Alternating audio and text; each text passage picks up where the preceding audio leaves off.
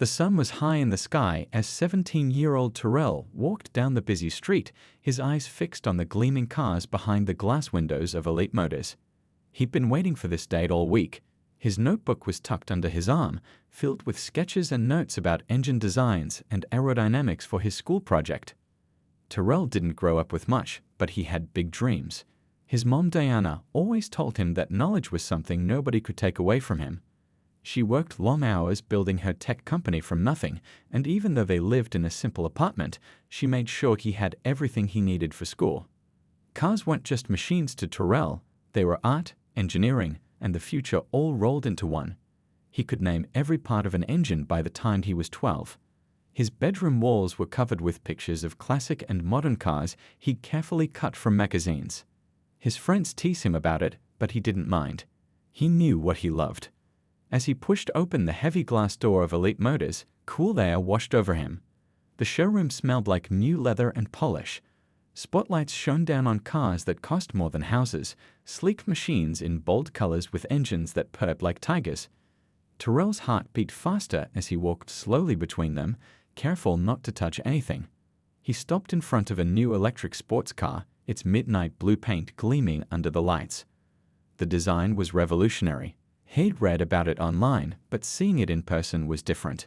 He pulled out his notebook and began sketching the unusual door hinges, trying to understand how they worked. "Can I help you?" A sharp voice cut through his concentration. Terrell looked up to see a tall man in an expensive suit looking down at him. The man's smile didn't reach his eyes. "I'm just looking," Terrell said, holding up his notebook. "I'm doing a project on innovative engineering for school." The man's eyes traveled from Terrell's worn sneakers to his hoodie, then to his face. The fake smile disappeared. "This isn't a library or a museum," the man said coldly. "These are high-end vehicles for serious buyers." "I know," Terrell said, his cheeks growing hot. "I just wanted to see the—" "Listen, kid," the man interrupted, his voice low but harsh. "We both know you can't afford anything here. You're wasting my time when I could be helping real customers." A couple nearby glanced over, then quickly looked away. Terrell felt a knot form in his stomach. "I'm not trying to buy anything today," he tried to explain. "I'm interested in automotive engineering." The man took Terrell's arm, his fingers digging in slightly. "Let me show you the exit." He began steering Terrell toward the door. "People like you don't belong here. Come back when you can actually afford something." Terrell wanted to argue, to explain that he had every right to be there, that one day he might design cars better than anything in this showroom. But the words stuck in his throat. He'd been taught to respect adults, to not make scenes. The shame burned in his chest as the man practically pushed him outside. "Don't come back unless you're with your parents and they're serious buyers," the man said before turning on his heel. Standing on the sidewalk, Terrell blinked in the sudden brightness. People walked past, not noticing the humiliation that hung around him like a cloud. He tucked his notebook away and started the long walk home, his earlier excitement crushed. What the salesman didn't know was that Terrell's mother Diana wasn't just any parent. What he didn't know was that the quiet, hard-working woman who raised Terrell alone had built a tech empire valued at billions. What he didn't know was that Diana had deliberately kept their wealth private, wanting her son to grow up understanding the value of hard work and character over money. What the salesman at Elite Motors didn't know was that he had just made the biggest mistake of his career, and tomorrow he would find out exactly why. Terrell trudged up the 3 flights of stairs to their apartment, his shoulders heavy. The key turned in the lock with a familiar click.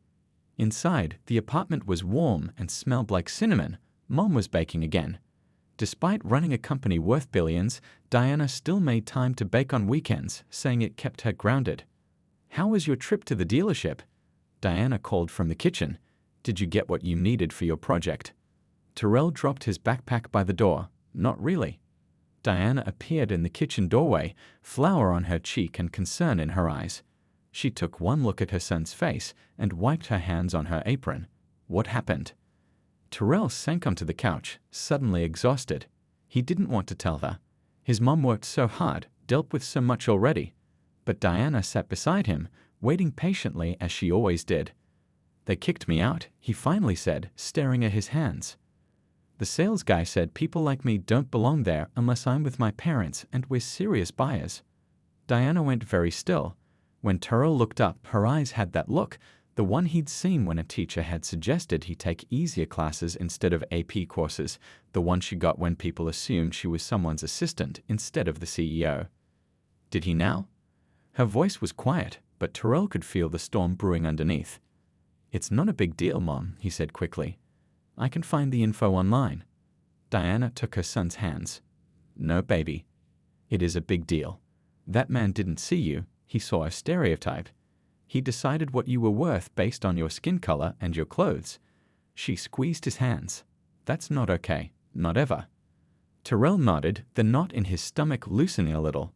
His mom always understood. Diana stood up and paced the living room, thinking, "You know, I've been trying to teach you that money isn't everything, that character matters more than what you own." She stopped and looked at him. "But sometimes you need to use what you have to stand up for what's right." She picked up her phone and dialed a number. "Louis, it's Diana. I need the Phantom ready for tomorrow morning, 9 a.m. sharp." She paused, listening. "Yes, the Rolls-Royce, and have Miguel bring over my blue suit, the one from the Paris conference."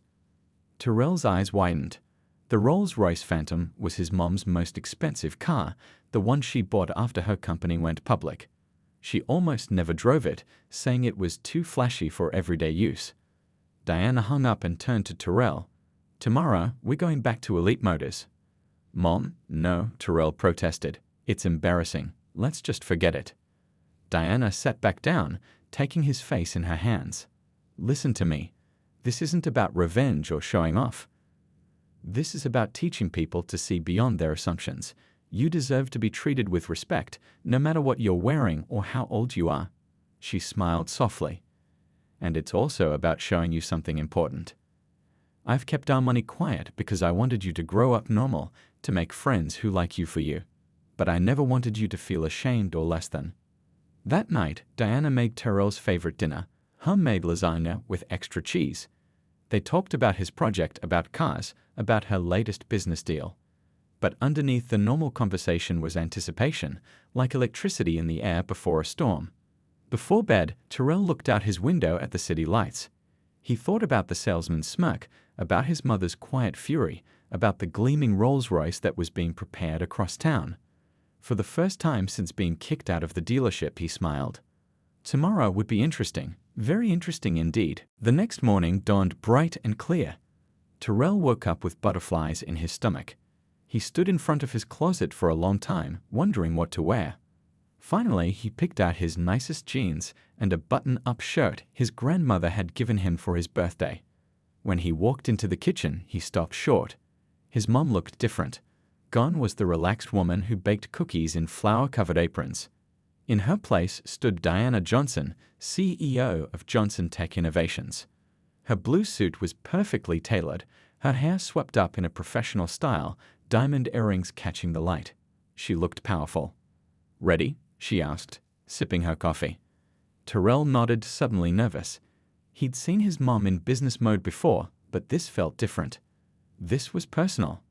They took the elevator down to the private garage beneath their building.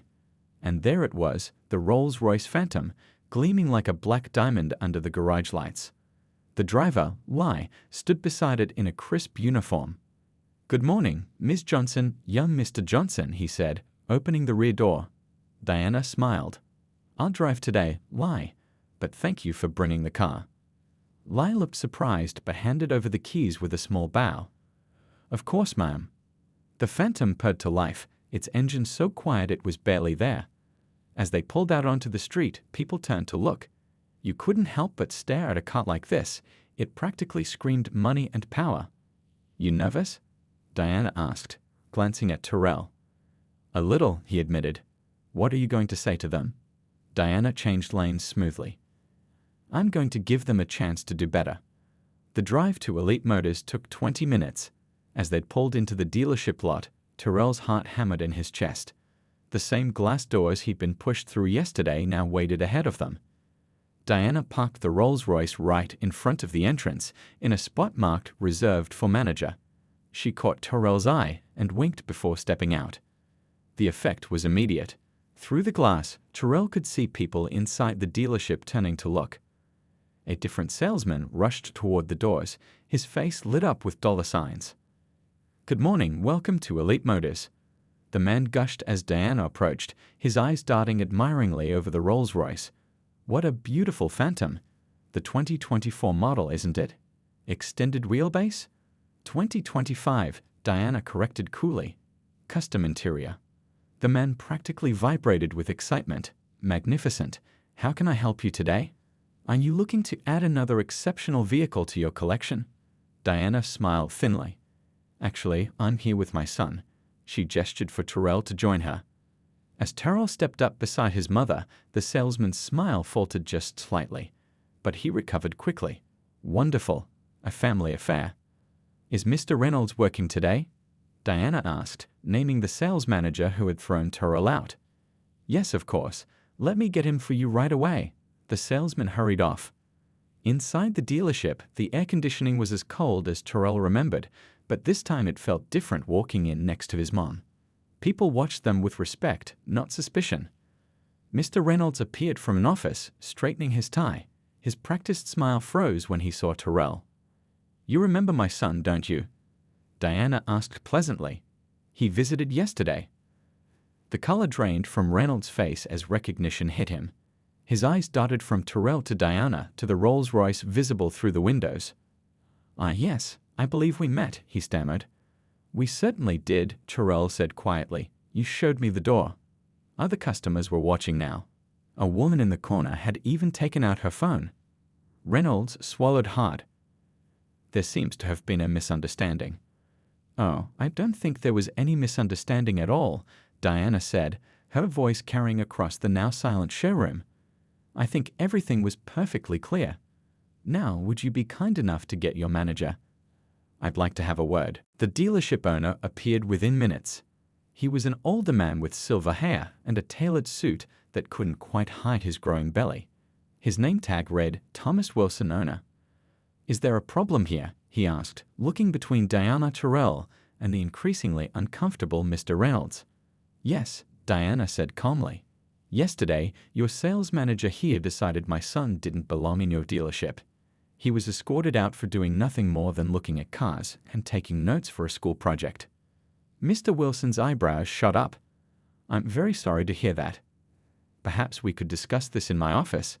He gestured toward a glass-walled room at the back of the showroom. "Of course," Diana agreed. As they walked through the showroom, Terrell could feel eyes following them. A woman whispered something to her husband. A young salesman stared openly. By now, everyone had noticed the Rolls-Royce parked outside. Mr. Wilson's office was plush, with leather chairs and photos of him standing next to celebrities and expensive cars. He closed the door and offered them seats. "Mrs." he began. "Ms. Johnson," Diana supplied. "Diana Johnson." Recognition flickered in his eyes. "Not the Diana Johnson of Johnson Tech." Diana nodded once. "The same." Mr. Wilson's face went through several emotions at once. Johnson Tech was a household name. Their software was in everything from phones to car systems. Diana's face had been on the cover of Business Weekly just last month.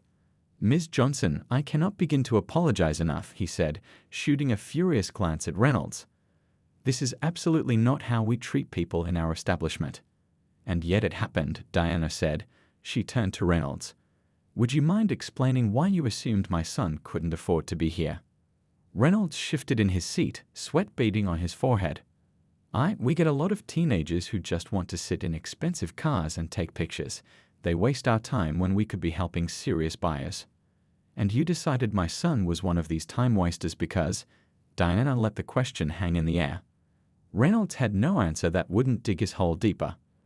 "Let me be clear," Diana continued, her voice still calm but carrying an edge of steel. "My son has every right to be interested in cars. He has every right to research them for a school project. And he has every right to be treated with basic human respect, regardless of what he's wearing or what you assume about his ability to buy." Terrell watched his mother with growing pride. She wasn't yelling or making threats. She was just speaking truth, and it was more powerful than any shouting could have been. Mr. Wilson nodded vigorously. You're absolutely right, Ms. Johnson. What happened was inexcusable. So what are you going to do about it? Diana asked. Mr. Wilson blinked, clearly expecting her to demand Reynolds be fired on the spot. Well, because firing Mr. Reynolds doesn't solve the real problem, Diana continued.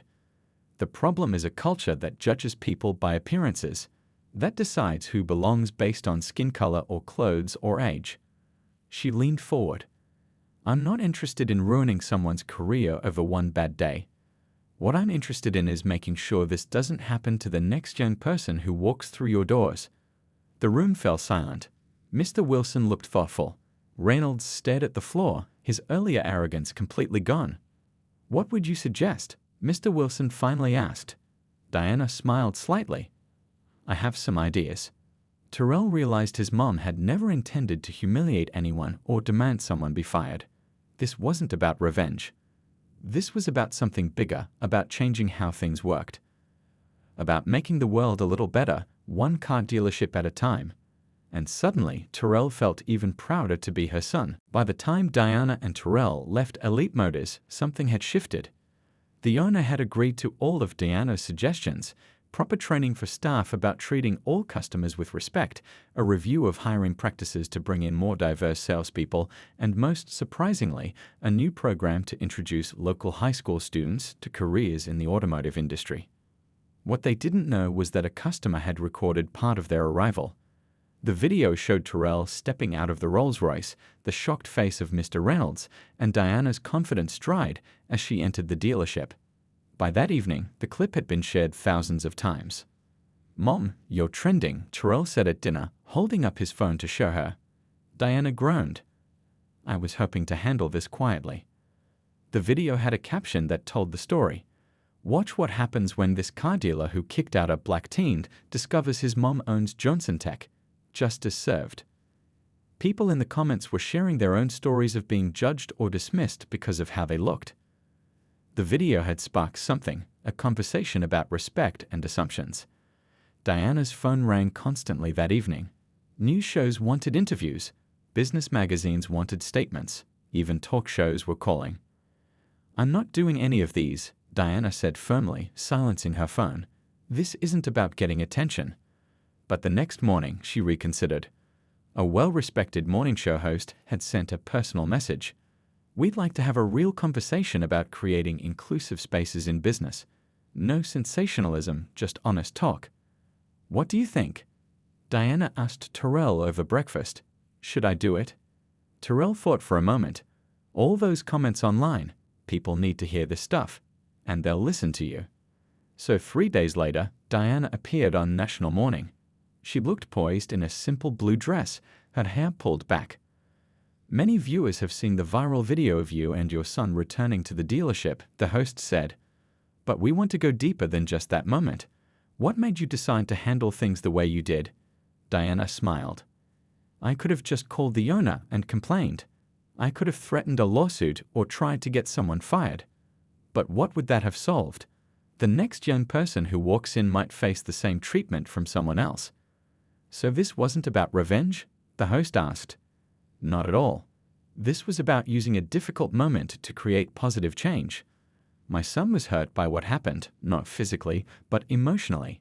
Being judged, being made to feel like you don't belong somewhere because of how you look, that stays with you. The host nodded. As a successful businesswoman, you could shop anywhere without facing this kind of treatment. Why was it important to stand up in this specific case? Because I won't always be there with my son, Diana said, her voice softening. I want him to grow up in a world where he's judged by his character, not his appearance. And that world doesn't just happen. We have to build it, one difficult conversation at a time. The interview struck a chord. By that afternoon, it was being shared widely on social media. Other business owners began posting about their own plans to review how they trained staff to interact with customers. Meanwhile, Elite Motors was facing a different kind of pressure. Regular customers were canceling appointments. New buyers were choosing other dealerships. Their online reviews were flooded with negative comments. Mr. Wilson called Diana directly. The staff training starts next week, he said, sounding tired. But I'm not sure the business will survive until then. People are avoiding us like the plague." Diana hung up the phone thoughtfully. This wasn't what she'd wanted either. A teachable moment was one thing, but watching a business crumble wouldn't help anyone. She looked at Terrell, who was working on his car project at the kitchen table. "I think," she said slowly, "we might need to help Elite Motors one more time." 3 months passed. The autumn leaves turned golden and fell from the trees. Terrell's school project on car engineering won first place at the science fair. And Elite Motors underwent a transformation almost nobody saw coming. Diana's second interview changed everything. She appeared on camera alongside Mr. Wilson from Elite Motors, sitting in the dealership's showroom. The same place where her son had been kicked out was now the backdrop for something new. "We're announcing a partnership," Diana explained to the viewers. "Johnson Tech will be sponsoring Elite Motors' new youth automotive program." The camera panned to show a group of teenagers, boys and girls from different backgrounds, gathered around a car engine with a mechanic explaining how it worked. 20 high school students will come here each week to learn about cars, not just how to sell them, but how they work, how to fix them, how they're designed, Mr. Wilson explained. "We want to open doors for young people interested in the automotive industry, no matter who they are." What surprised people most was seeing Mr. Reynolds, the sales manager who had kicked Terrell out, working directly with the students. He looked different somehow, more relaxed, less stiff in his suit. Behind the scenes, things hadn't been easy. When Diana first suggested the partnership, there had been heated arguments. Mr. Wilson wanted to fire Reynolds immediately. "He's a liability," the owner had insisted. "He's someone who made a mistake," Diana countered. "Give him the chance to learn from it."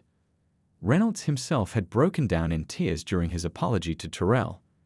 "I've been in sales so long, I started seeing people as either buyers or time wasters," he admitted. "I forgot how to see them as human beings."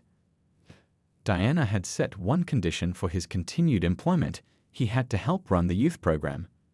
At first, he'd agreed just to save his job, but something unexpected happened along the way. He was good at teaching, really good. The teenagers responded to his knowledge about cars, and he found himself looking forward to the program days. For the first time in years, he remembered why he'd fallen in love with cars in the first place, not for the commission checks, but for the perfect engineering, the beautiful designs, the way a great vehicle could make you feel. The dealership itself was changing too. The staff now included people of all backgrounds. The showroom added a small area with car magazines and comfortable chairs where anyone, buyer or not, could come learn about the latest models. They even hired a young woman as their social media manager, and her behind-the-scenes videos of the youth program were helping repair the dealership's damaged reputation. Most surprisingly, business was better than ever. The story had touched people, and car buyers were choosing Elite Motors specifically because of their new approach. One cool October afternoon, Terrell visited the dealership for the youth program. He wasn't officially part of it, he came as a mentor now, helping the younger students with their questions. He found Mr. Reynolds in the workshop, showing a girl how to check engine oil levels. "Good technique," Terrell said, nodding approvingly at the student. "She's a natural," Reynolds agreed. Then, more quietly as the girl moved to the next station, "Your mother changed this place. Changed me too." Terrell nodded. "That's what she does." Later, as Terrell was leaving, he passed the spot where he'd stood 3 months earlier, sketching in his notebook before being thrown out. Now, a younger boy stood in almost the exact same place, admiring a sports car, his notebook open. A different salesman approached the boy with a smile. "That's the new electric model. Want me to tell you about how the engine works? It's pretty cool technology." The boy's face lit up. "Yes, please." Terrell smiled to himself as he walked out to the parking lot. His mom had been right. Sometimes the best response to being treated poorly wasn't anger or revenge. Sometimes it was making sure no one else had to feel the way you did. He pulled out his phone to call his mom with an update. She'd want to hear about this. 1 year had passed since that day Terrell was kicked out of Elite Motors. The seasons had come and gone, bringing changes to everyone involved. Terrell stood in front of his bedroom mirror, adjusting his tie.